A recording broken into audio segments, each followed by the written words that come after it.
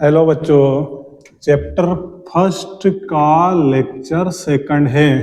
इसमें हम लोग पढ़ेंगे फ्रिक्शन इलेक्ट्रिसिटी क्या होती है। तो बच्चों फ्रिक्शन इलेक्ट्रिसिटी क्या होती है? तो बच्चों क्या होता है कि जब भी हम दो मटेरियल को आपस में क्या करेंगे, रब करेंगे माने क्या करेंगे, रगड़ेंगे।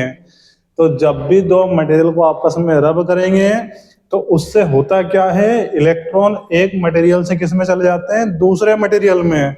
इलेक्ट्रॉन एक मटेरियल से किस में चले जाएंगे, दूसरे मटेरियल में। माने क्या होगा, इलेक्ट्रॉनों का ट्रांसफर होगा। तो जो इलेक्ट्रॉनों का ट्रांसफर होगा किधर से किधर जाएंगे, एक मटेरियल से किस में चले गए, दूसरे मटेरियल में। इसकी वजह से जो इलेक्ट्रिसिटी प्रोड्यूस होगी उसको अपन क्या बोलेंगे, फ्रिक्शन इलेक्ट्रिसिटी। मतलब electricity produce due to friction is called friction electricity. Clear है? Electricity produce due to friction is called friction electricity. अब इसका सबसे बढ़िया सा एग्जांपल याद है, आप बचपन में करते थे, पेंसिल लिए, ऐसा रब करा, एक छोटा सा कागज का टुकड़ा लिया और उस कागज के टुकड़े को इसने अपनी ओर क्या कर लिया, अट्रैक्ट कर लिया। दूसरा एग्जाम्पल बलून वाला। बलून जब आप दीवार पे बर्थडे वगैरह मनाने के लिए चिपकाते हो तो इसे सिर से रब किया, चिपका दिया, दीवार पे चिपक जाता है। रीजन क्या है? तो उसका रीजन का जो कंसेप्ट लगता है उसमें वो कौन सा लगता है, फ्रिक्शन इलेक्ट्रिसिटी। बेसिकली ध्यान रखिएगा, इलेक्ट्रिसिटी यहाँ पर अपन क्या जिक्र कर रहे हैं, एनर्जी होती है जो स्मॉल पार्टिकल को अपनी ओर क्या करेगी, अट्रैक्ट करेगी बच्चों।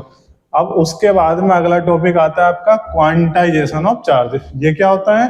तो कि भैया जब दो मटेरियल को आपस में, प्रियांशु फिर क्या करना है, बोला हाँ सर रब करना है। तो जब दो मटेरियल को आपस में फिर रब किया, रब करने से ट्रांसफर ऑफ इलेक्ट्रॉन हुआ, और इलेक्ट्रॉन का ट्रांसफर होगा किस तरीके से होगा, इंटीजर नंबर। मतलब देखो रब किया, क्या हो रहा है, ट्रांसफर ऑफ इलेक्ट्रॉन एक मटेरियल से किस में जा रहे हैं, दूसरे मटेरियल में। और ये ट्रांसफर ऑफ इलेक्ट्रॉन कैसे, 1 2 3 4 मैथ्स में पढ़े हो, 1 2 3 4 माने क्या हो जाएगा, इंटीजर नंबर। तो ये फॉर्मूला याद रखना पड़ेगा, Q बराबर plus minus n e. Q माने टोटल चार्ज, एन माने क्या हो जाएगा, नंबर ऑफ आवारा इलेक्ट्रॉन। फ्री माने आवारा जो एक मटेरियल से किस में गए, दूसरे मटेरियल में गए हैं। ई की वैल्यू क्या होती है, 1.6 इंटू 10 की पावर माइनस 90 कूलम, जो कि आप 11 केमिस्ट्री में पढ़ चुके हो। और ई माने चार्ज ऑफ एन इलेक्ट्रॉन। अब एन क्या हो सकता है, तो अभी पढ़ाया था, एन माने कोई भी इंटीजर नंबर हो सकता है, 1 2 3 4 सब हो सकता है। लेकिन 3/2 5/2 7/2 ये होना पॉसिबल नहीं है, इसलिए अपन ने कट लगा दी है, क्रॉस कर दी है। प्लस माइनस का मतलब क्या है, तो क्या समझा बेटा प्रियांशु, कि अगर बीआईजी हमारे घर आ रहे हैं, अगर बीआईजी हमारे घर आ रहे हैं तो हमें खर्चा करना पड़ेगा, तो हम तो माइनस में चले जाएंगे। और बीआईजी भी कौन से, आवारा। बोले आवारा मतलब, अरे जो खाने पीने वाले हैं तभी तो खर्चा करवाएंगे। तो आवारा बीआईजी आएंगे, माने आवारा बीआईजी का मतलब कौन है, फ्री इलेक्ट्रॉन आएंगे और हमें माइनस में ले जाएंगे।